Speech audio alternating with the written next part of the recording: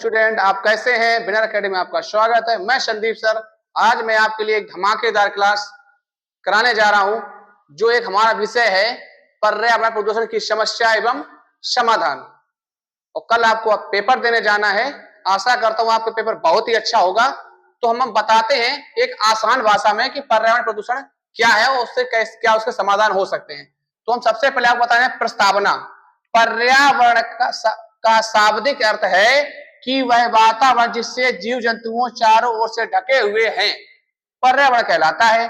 पेड़ पौधे जैव अजैव तत्व मनुष्य इत्यादि सभी पर्यावरण के अंतर्गत आते हैं। तो फिर हम देखेंगे बेटा कि प्रदूषण के प्रकार। पर्यावरण प्रदूषण के प्रकार निम्नलिखित हैं: जल प्रदूषण, वायु प्रदूषण और ध्वनि प्रदूषण। तो हम सीखेंगे कि जल प्रदूषण की परिभाषा क्या होती है। उद्योगों और घरों से निकला हुआ कचरा कई बार नदियों और अन्य जल स्रोतों में मिल जाता है, जिससे यह उन्हें दूषित कर देता है। जल प्रदूषण के कारण अनेक बीमारियां पैदा होती हैं। इतना ही पर्याप्त है। फिर देखेंगे वायु प्रदूषण क्या होता है। यह सबसे खतरनाक प्रदूषण है। वायु प्रदूषण का मुख्य कारण उद्योगों और वाहनों से निकलने वाला धुआं है। वायु प्रदूषण के कारण वायुमंडल में कार्बन डाइऑक्साइड की मात्रा बढ़ रही है। इससे पृथ्वी के ऊपर वाला जो ओजोन गैस का सुरक्षा चक्र बुरी तरह प्रभावित हो रहा है। अब हम देखेंगे ध्वनि प्रदूषण। ध्वनि प्रदूषण किसी भी प्रकार के अनुपयोगी ध्वनि को कहते हैं। इस प्रदूषण से मानव जीव जंतुओं को परेशानी होती है, जैसे कारखाने का शोर हो गया, यातायात का शोर, मोटर गाड़ियों की आवाज, लाउड स्पीकर आदि ध्वनि प्रदूषण है। अब हम सीखेंगे बेटा प्रदूषण की समस्या एवं समाधान कैसे करना है। पर्यावरण प्रदूषण को रोकने का सबसे अच्छा साधन है वृक्षारोपण। वहीं पेड़ों की कटाई पर अंकुश लगाना भी आवश्यक है। कारखाने आदि लगाने की अनुमति उन्हीं दी जानी चाहिए जो धुएं और कचरों को निकालने की उचित व्यवस्था कर सके। और संयुक्त राष्ट्र संघ को चाहिए कि वह परमाणु परीक्षणों को नियंत्रित करने का प्रयास करे। बेटा हमें पर्यावरण अगर बचाना है तो अधिक से अधिक पेड़ लगाना है। आशा करता हूं आपको नियम समझ में आया होगा। बेटा अब हम कक्षा 10 वालों लिए कुछ महत्वपूर्ण स्मरणीय बिंदु लाए हैं। मतलब बेटा जो आपको मार्क्स शीट में भरने के लिए 20 क्वेश्चन आते हैं, उनके लिए हम कुछ महत्वपूर्ण हैं जो परीक्षा की दृष्टि बहुत ही महत्वपूर्ण है। तो सबसे पहले हम शुरुआत करते हैं वाच्य। जिसे पूछा जाए वाच्य, बेटा लिखेंगे वाच्य का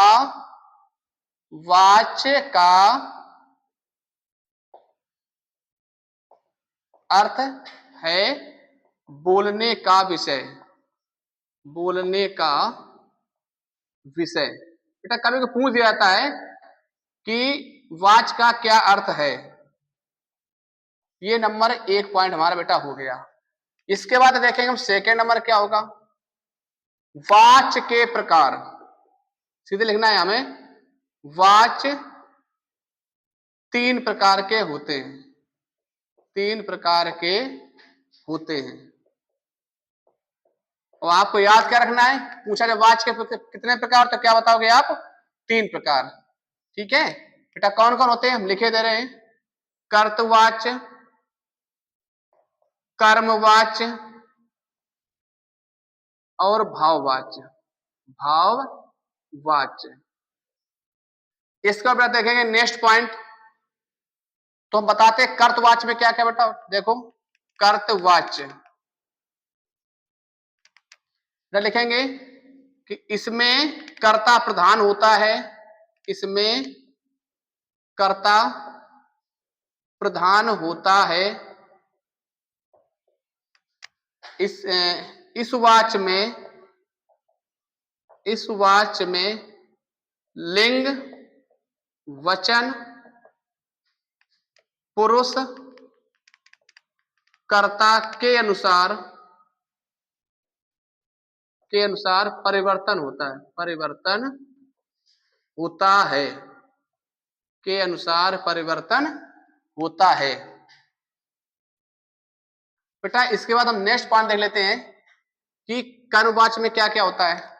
बेटा कर्मवाच्य, कर्मवाच्य। बेटा सबसे पहले लिखेंगे इसमें सकर्मक क्रिया होती है। क्या लिखेंगे? इसमें सकर्मक क्रिया होती है, सकर्मक क्रिया होती है, इसमें सकर्मक क्रिया होती है। बेटा और क्या लिखेंगे? इस वाच्य में, इस वाच्य में लिंग वचन पुरुष कमा कर्म के अनुसार, के अनुसार परिवर्तन होता है, परिवर्तन होता है। बेटा इसका और नेक्स्ट पॉइंट देखेंगे हम, चलो इसी में लिख देते हैं। और देखें बेटा क्या होता है इसमें, कर्मवाच्य में, कर्मवाच्य में से या के द्वारा विभक्ति होती है, विभक्ति होती है। अब बेटा देखें नेक्स्ट पर हमारा भाववाच्य, भाववाच्य, भाववाच्य। बेटा इसमें क्या लिखेंगे?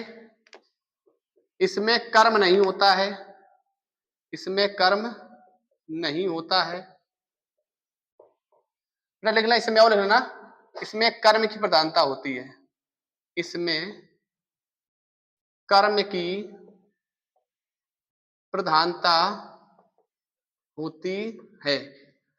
बेटा इसमें, इसमें कर्म नहीं होता है, अच्छा और लिखेंगे इसमें अकर्मक क्रिया होती है, अकर्मक क्रिया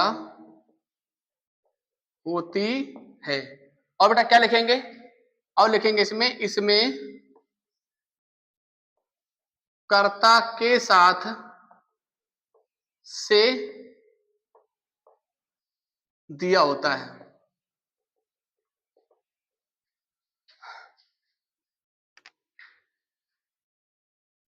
बेटा और देते हैं इसमें असमर्थ का भाव होता है, इसमें असमर्थ, असमर्थ का भाव होता है।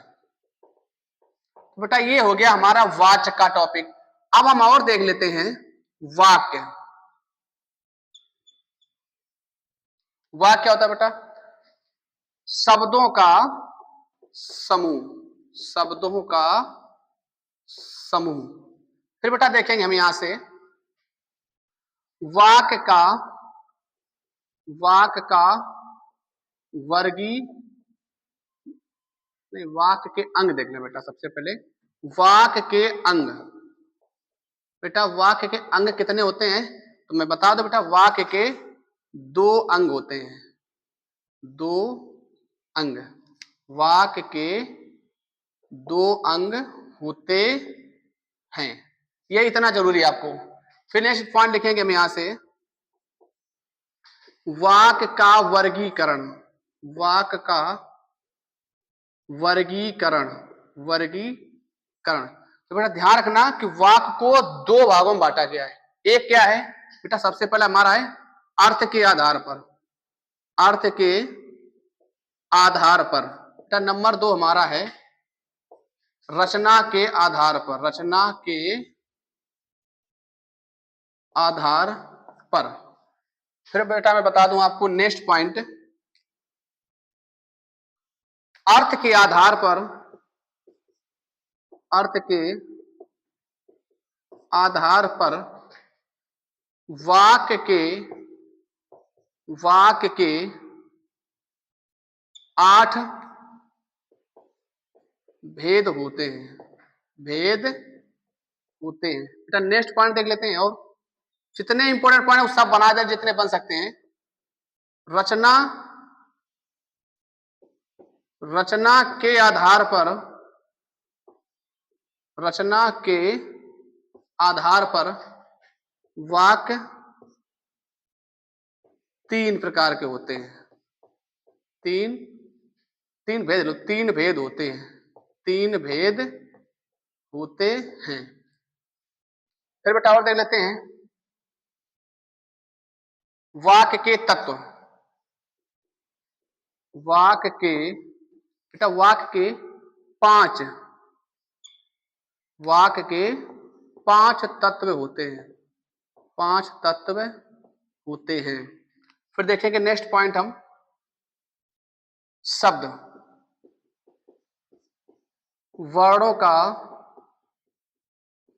का व्यवस्थित समूह। व्यवस्थित समूह बेटा क्या बोला जाता है? वर्ड बोला जाता है। बेटा फिर देख लेते हैं, और इसी में पॉइंट और इसी में कामा ला लिख रहा हूं मैं। बेटा शब्द दो प्रकार के होते हैं। बेटा दो प्रकार कौन कौन होते हैं देख लेते हैं। बेटा इसी में नीचे लिख रहा हूं, चलो यहीं लिख दें। नंबर 1 बेटा हो गया, और नंबर 2 विकारी शब्द। विकारी शब्द। बेटा नंबर 2 हो जाएगा अविकारी शब्द। अविकारी शब्द। बेटा मैं सिर्फ ये जो शब्द के प्रकार लिख रहा हूं, ये कक्षा 10 की बोर्ड एग्जाम में जो है मैं उतना ही लिख रहा हूं। वैसे बेटा इसके प्रकार और भी होते हैं। बेटा और देख लेते हैं पॉइंट हम, विकारी शब्द। विकारी विकारी शब्द बेटा होता है बदलना। विकारी अर्थ क्या होता है? का अर्थ है बदलना। बेटा किस रूप में बदलेगा? आप बदलेगा वो लिंग, कमा वचन और क्रिया के साथ बेटा ये परिवर्तित हो जाते हैं। बेटा और बता दूं मैं, विकारी शब्द, नेक्स्ट पॉइंट और देख लेते हैं। विकारी शब्द चार प्रकार के होते हैं। विकारी शब्द चार प्रकार के होते हैं। विकारी शब्द चार प्रकार के होते हैं। और देख लेते हैं नेक्स्ट पॉइंट, अविकारी शब्द। बेटा कौन कौन थे वो भी लिखे दे रहे हो। अच्छा इसी के लिखते हैं, इसे पूछे जाते हैं। संज्ञा, सर्वनाम, क्रिया विशेषण।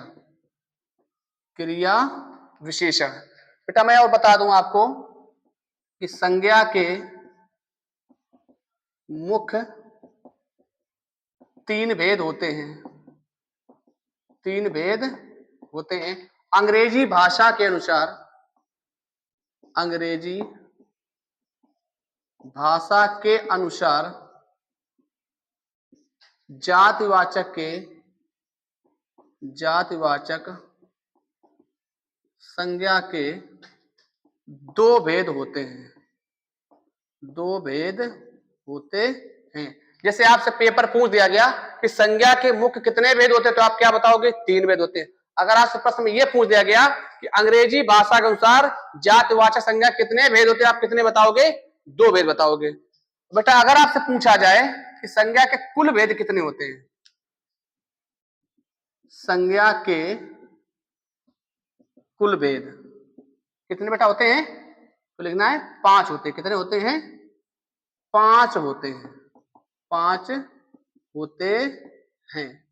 बेटा और देख लेते हैं पॉइंट, क्या है? सर्वनाम। बेटा सर्वनाम, इसमें एक चीज लिख लो बेटा, संज्ञा का अर्थ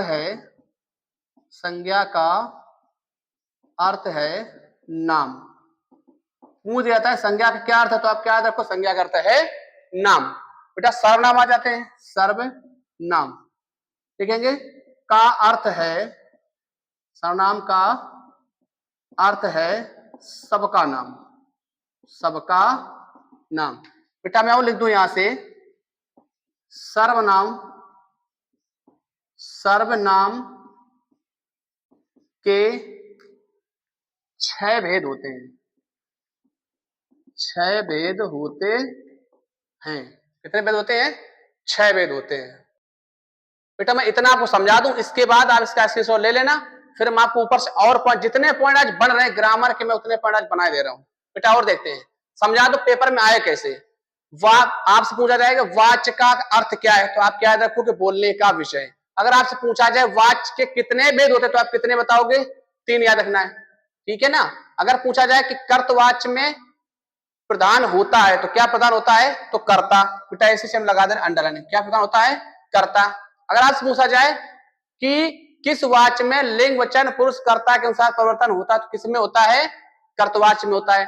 इसके बाद पूछा जाए अगर आपसे कि कर्तवाच में कौन सी क्रिया होती है तो कौन सी क्रिया होती है? सकर्मक क्रिया होती है। अगर आपसे पूछा जाए कि किस वाच में लिंग वचन पुरुष के अनुसार परिवर्तन होता है तो किसमें बेटा होता है? कर्तवाच में होता है। और याद कर रखोगे कर्तवाच में से, बेटा से मतलब एग्जाम्पल लिया जाएगा, से या के द्वारा विभक्ति होती है। और बेटा क्या रखोगे इसमें कर्म की प्रधानता होती है। किसकी प्रधानता होती है? इसमें कर्म की प्रधानता होती है।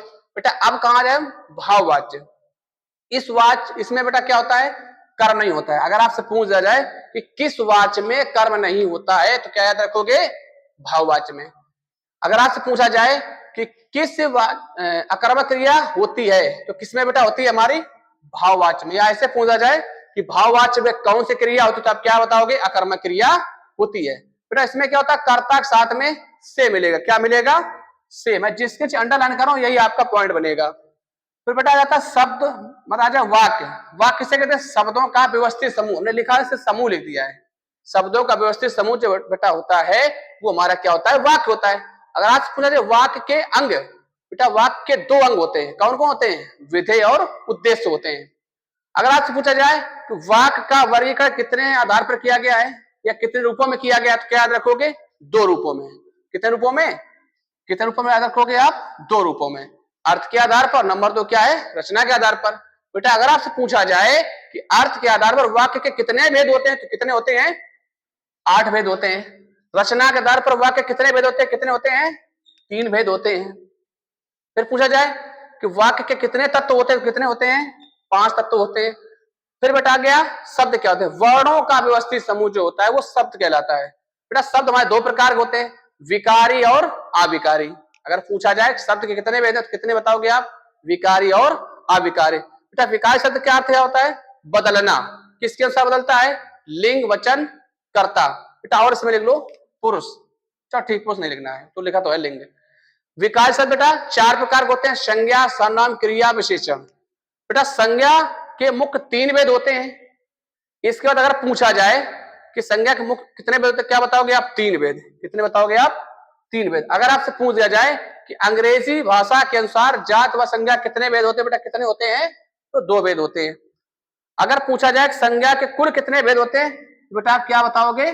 5 भेद होते हैं। संज्ञा का अर्थ क्या है? संज्ञा का अर्थ है नाम। अगर पूछा जाए सर्वनाम का अर्थ क्या है बेटा? क्या नाम है सर्वनाम का? सबका नाम।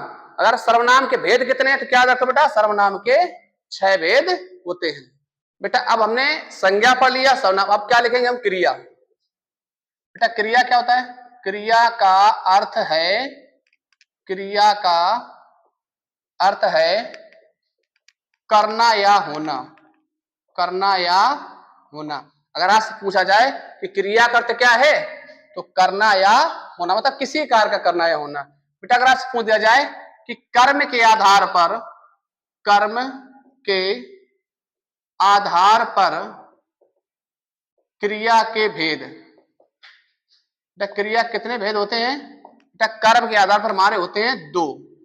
शायद आपको याद भी होगा सकर्मक और अकर्मक। हम लिखेंगे नहीं, बस जो पूछा था वही देखो आप। बेटा फिर अब बता दें आपको रचना के आधार पर, रचना के आधार पर क्रिया के भेद, क्रिया के भेद। तो बेटा कितने भेद होते हैं? 5 भेद होते हैं। अब हम आ जाते हैं विशेषण पर। किस पर आ जाएं? विशेषण पर। बेटा सबसे पहले बता दें विशेषण का अर्थ है विशेषता बताना। विशेषण का अर्थ है विशेषता बताना, विशेषता बताने वाला। बेटा विशेषता किसकी बताएगा? संज्ञा या सर्वनाम की। अब बेटा मैं बता दूं विशेषण का, विशेषण, विशेषण बेटा विशेषण के 4 भेद होते हैं। कितने होते हैं? 4 भेद होते हैं।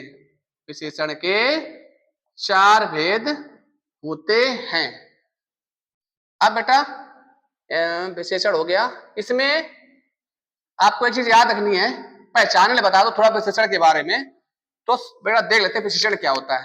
बेटा देखो विशेषण का अर्थ क्या होता है। विशेषण बेटा ये क्या करता है, संज्ञा या सर्वनाम की विशेषता बताता है। किसकी विशेषता बताता है, संज्ञा या सर्वनाम की विशेषता बताता है, विशेषता बताता है। बेटा एग्जाम्पल देखते हैं कैसे। जैसे मैं बोल दूं कि राम अच्छा लड़का है, राम अच्छा लड़का है।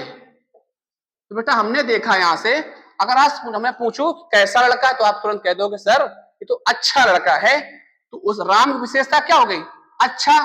तो ये हमारा क्या हो गया, विशेषण हो गया। क्या हो गया, विशेषण हो गया।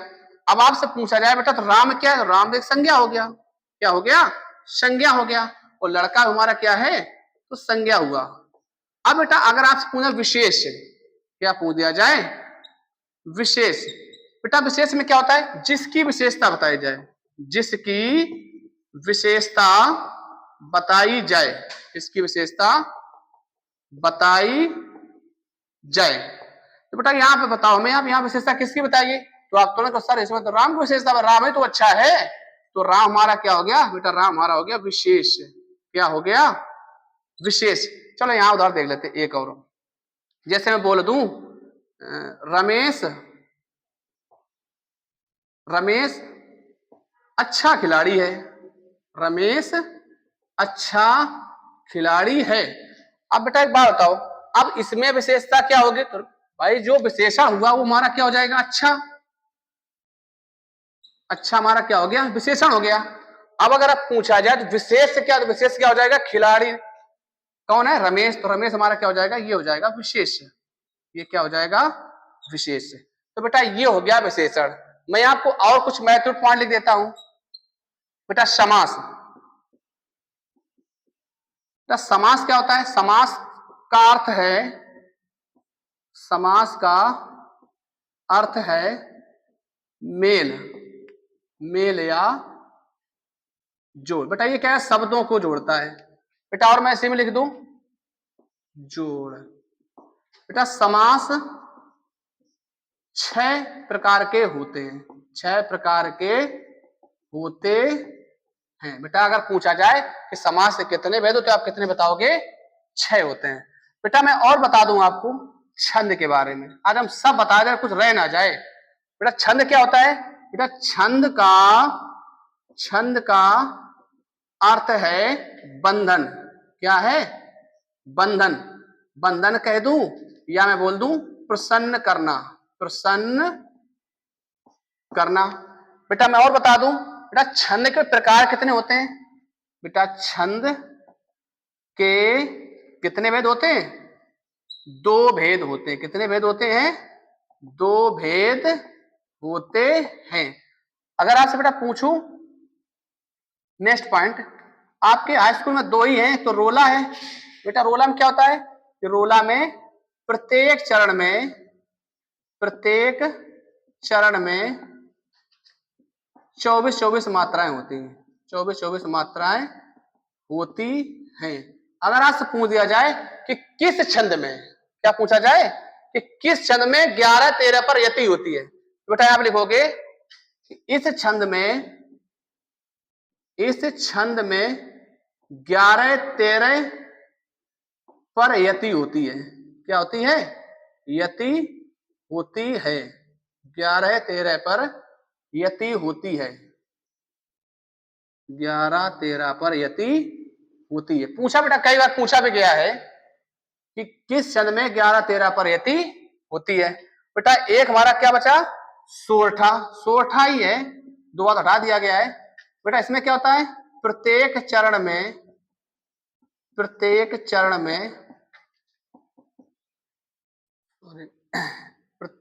नहीं बेटा गलती हो गई, यहां लिखेंगे हम प्रथम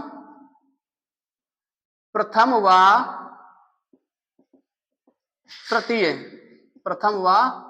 तृतीय चरण में 11-11, द्वितीय व चतुर्थ चरण में द्वितीय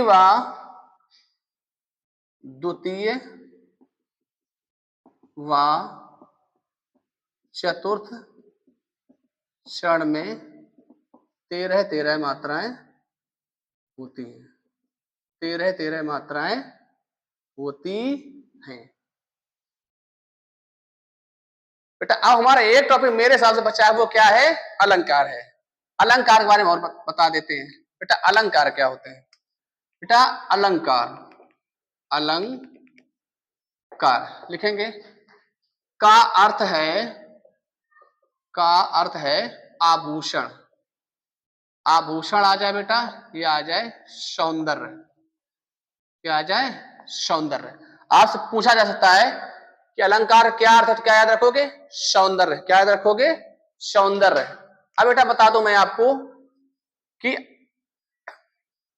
अलंकार के भेद। अलंकार के भेद। बेटा अलंकार कितने भेद होते हैं? अलंकार के 2 भेद होते हैं। कितने होते हैं? 2 भेद होते हैं। और आप जानते हैं वो कौन कौन भेद होते हैं? एक होता है हमारा अर्थालंकार। चलो मैं लिख देता हूं। नंबर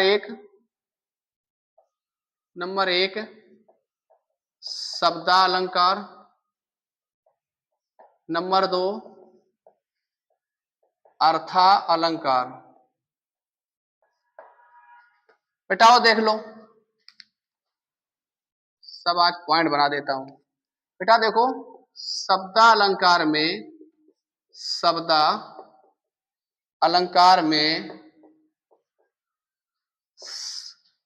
शब्द में चमत्कार होता है। शब्द में चमत्कार होता है।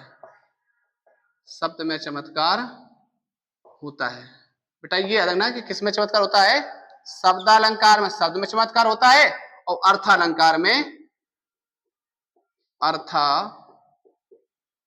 अलंकार में बेटा किसमें होता है? बेटा आप याद रखोगे अर्थ में। किसमें होता है? अर्थ में चमत्कार